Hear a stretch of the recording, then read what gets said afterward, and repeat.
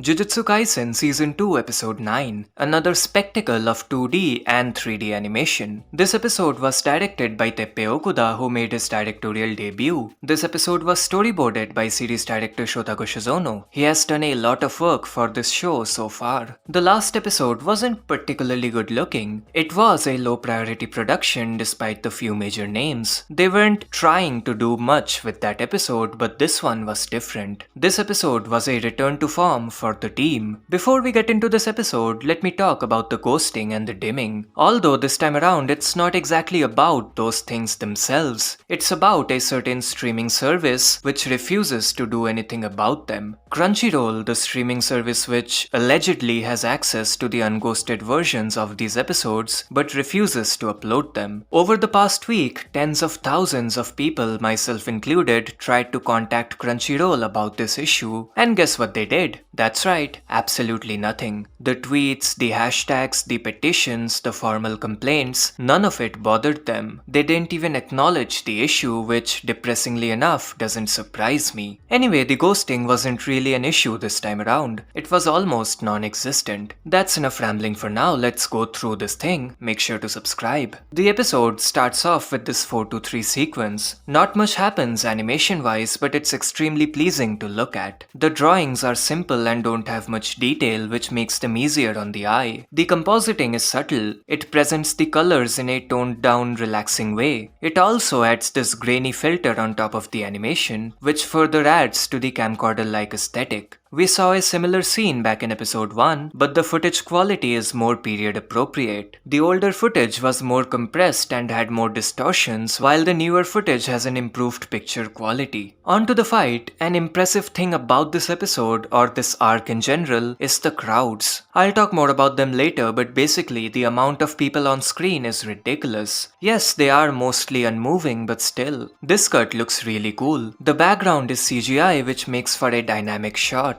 I love the way they animated Hanami's punch. It looks so powerful. The heavily smeared fist with the jittery artwork makes it look like space itself is distorting. The first part of this fight is a bit awkward. This one cut in particular doesn't exactly flow that well, but that's a minor nitpick. You can still follow this scene just fine. I reckon the storyboards were a tad bit too ambitious. The perspective here is insanely good. The scene handles the concept of proximity really well. Gojo is closer to the camera, therefore he takes up most of the screen. Jogo's hand is closer than his head as it's being extended towards the screen, therefore it's larger. This is known as foreshortening. Also, look at the amount of detail here. Gojo, especially his outfit, is so well drawn. It has tons of lines, but that's not all. The shading has multiple layers. Even Jogo's arm has a lot of lines which are meant to convey Gojo's grip strength. You can see his veins popping out. And if that wasn't insane enough, this is not a still. This cut moves despite the complex perspective and the large amount of detail. Hanami's punch here is even more distorted. The shape doesn't even look like a hand. The models are being stretched to their utmost limits. It's the same concept as that infamous Naruto cut. Again, it's not about the individual drawings, it's about the overall motion. When the fist is relatively stationary, the drawing quality and the amount of line work increases. The drawings here are a bit janky and inconsistent. Hanami is not easy to draw, and the cut being in slow motion doesn't help either. Slow motion shots require a large degree of consistency between drawings. I love this cut. The background and most of the crowd is CGI. The motion blur makes it hard to notice, which is a good thing. Only the people who interact with Hanami are 2D. This cut feels fast, and it somehow wasn't ghosted. This entire sequence was animated by Yurika Nakanishi. The next sequence, presumably animated by Daniel Kim, is the highlight of this episode animation-wise. The number of drawings and the amount of movement increases. They could have shown Gojo throwing Jogo in a normal manner, but instead they came through with this dynamic cut. Gojo nearly goes off screen for a few frames before popping back up. The scene perfectly conveys the energy through the camera movement. The energy here is focused on Gojo's chest and shoulders, followed by his arm, followed by Jogo's body, and the camera moves accordingly. Look at the amount of frames assigned to each cut. Even the more simple actions have that extra bit of movement. Hanami doesn't simply stand up. She tilts her body to the right, using the strength in her right arm to lift herself up. As a result, she overexerts her strength and tilts towards the left before regaining proper footing.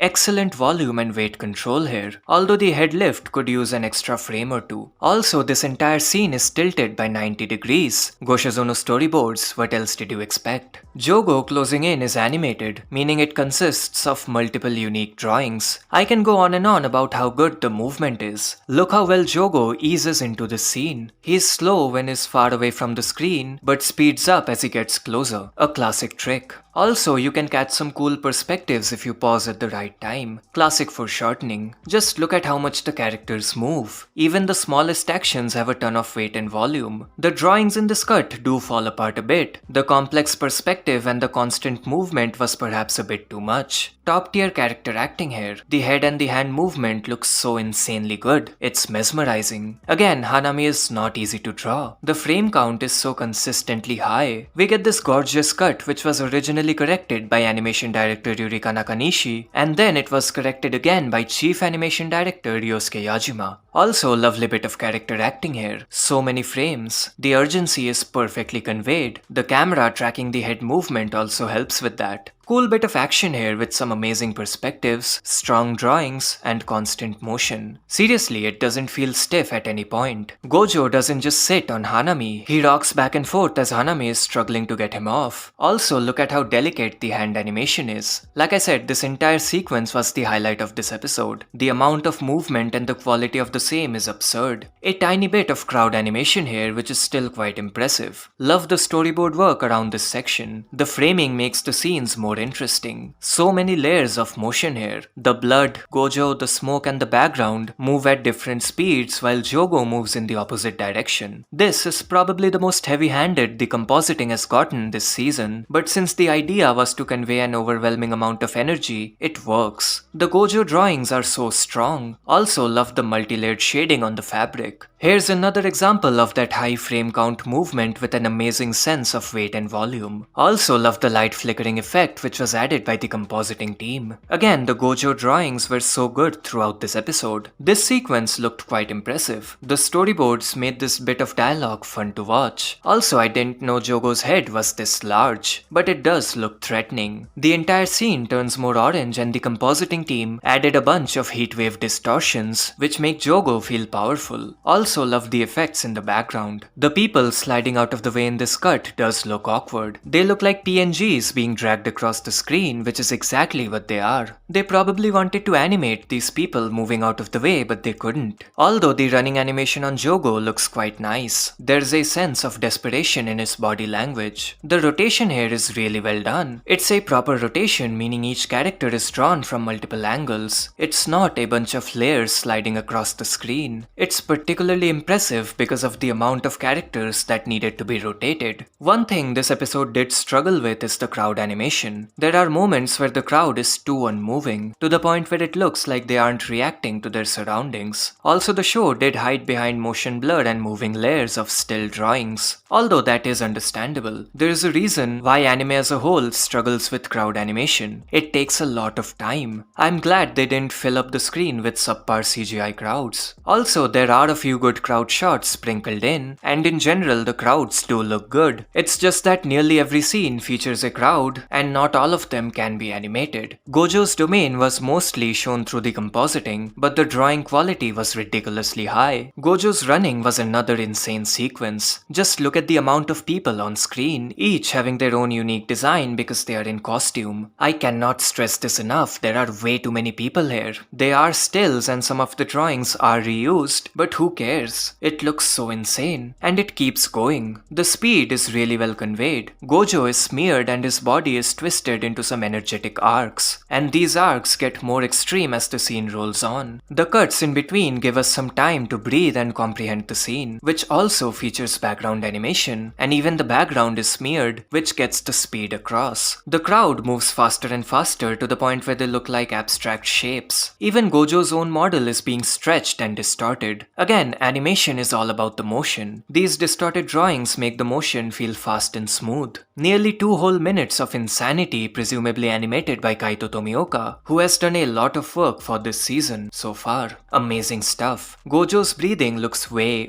too good. The amount of frames assigned to this cut is insane. The movement is so lifelike. His entire body heaves up and down as he is breathing heavily. The lines are quite consistent despite the intricate movement. Even the timing of the blink is satisfying. The effects are a bit exaggerated. I don't think it gets that cold in October, but it adds to the overall scene. This rotation cut is somewhat broken. The drawings aren't too consistent and the proportions do fall apart. That's about it as far as the quote-unquote sakuga goes. The rest of this episode features some decent drawings, especially the ghetto ones, and some unique storyboard choices including a fisheye shot. Cool stuff, but nothing too insane by this show's standards. And that just about does it. This was an amazing episode. As always, the scenes, especially the action, was so ambitious. Animating a fight with so many people on screen is definitely praiseworthy. The team showed the world, for like the 15th time, why they are some of the most talented animators out there. That's about it. Did you like this video? Check out this other bit of content on screen. Make sure to like and subscribe, and until next time.